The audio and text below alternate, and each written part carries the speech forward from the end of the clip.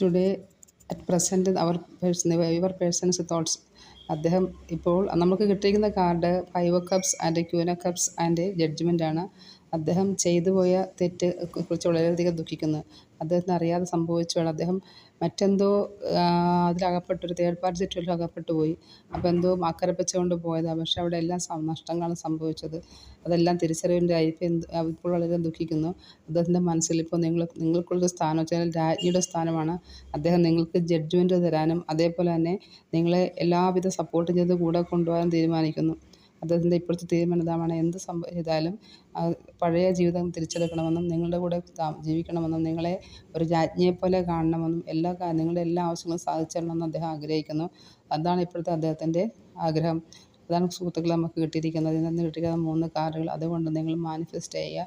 നിങ്ങളുടെ പേഴ്സൺ തിരിച്ചു വരണമെന്ന് ആഗ്രഹിക്കുന്നവർ തീർച്ചയായും മാനിഫെസ്റ്റ് ചെയ്യുക.